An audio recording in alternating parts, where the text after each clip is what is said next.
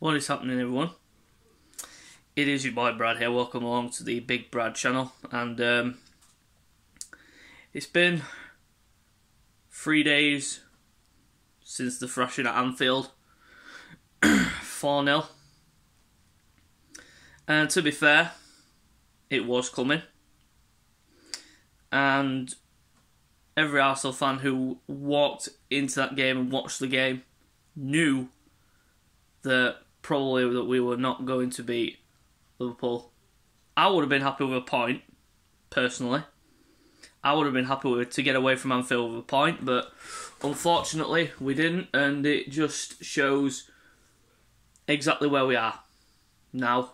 Well, where we have been for the better part of a decade now. Way behind the top teams like your Chelsea's, Man City's, Liverpool's, etc. But again, first half performance, I've got to say this. We gutted it out right up until the first goal. And then in the second half, just frustration. And basically we just fell apart. And Liverpool just took advantage of our frailties, our weaknesses. But it was an absolute shocker of a performance in the second half comparison to the first. But it is what it is. We move on to the next game, which is Newcastle at home on Saturday. And I'll be doing my... I do apologise for the coughing, but don't worry, it's not corona. It's just starting on the brink of a cold. Yeah, Saturday, so Friday I'll be doing my preview and predicted lineup for that game, and then Sunday or whenever I can be bothered, I'll be doing my reaction and player ratings video like I am doing now for the Liverpool game. So stay tuned for those. But overall, it was a shame to lose by that much. But at the same time, we've got to look at reality and say we are where we are for a reason. Because we are not at the levels of those teams at the summit. Even though we are fifth, if you'd have told me with the start to the season that we had, we were bottom of the table. We were bottom of the table. And if you'd have told me by the beginning of December we would be fifth in the table, I'd have bit your arm off. I'd have bit your arm off, honest to God. I'd have said, nah, we won't be fifth. We'll be mid-table. We'll be somewhat like 10th, between 8th and 10th. But no, we're fifth.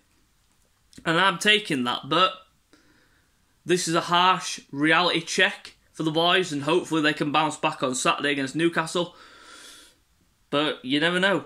And let's hope we can bounce back, because some of the performances in the second half specifically need to be looked at. But that's it. That's the harsh reality of the business, and that's how it goes, I'm afraid to say.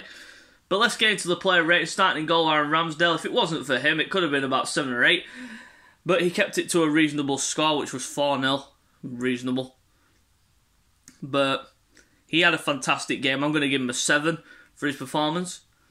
The 7 is due to the fact that he conceded 4 goals, but also kept us in the game. Well, he kept us in the game for long enough until it all fell apart, and none of the goals were his fault. But he deserves the acclaim, and he was probably the man of the match for most Arsenal fans, in terms of Arsenal players anyway. Going to the back line, starting off with Takerio Tomiyasu.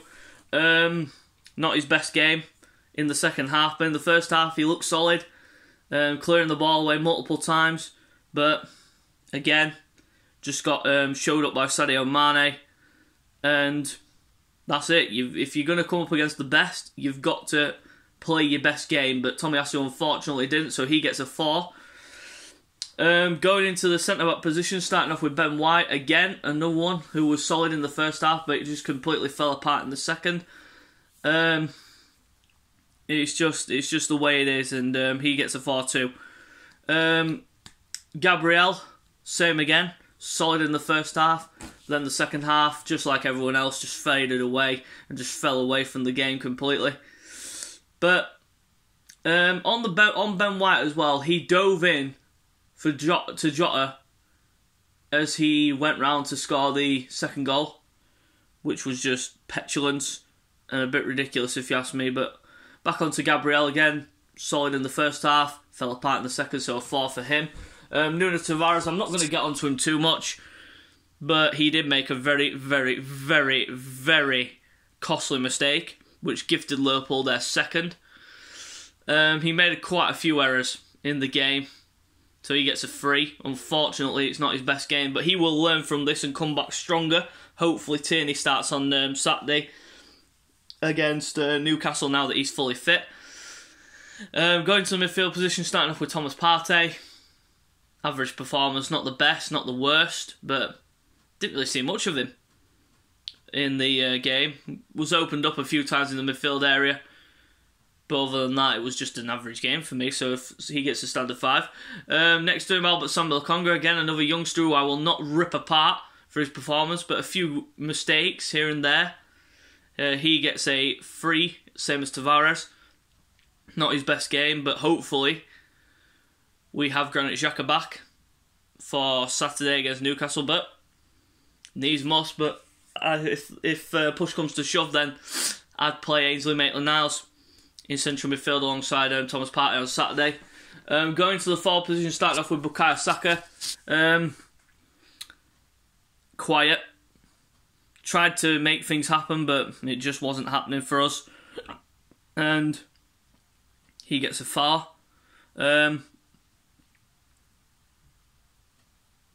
Alex Lacazette, again, you can't fault the work rate, but there was nothing happening for him.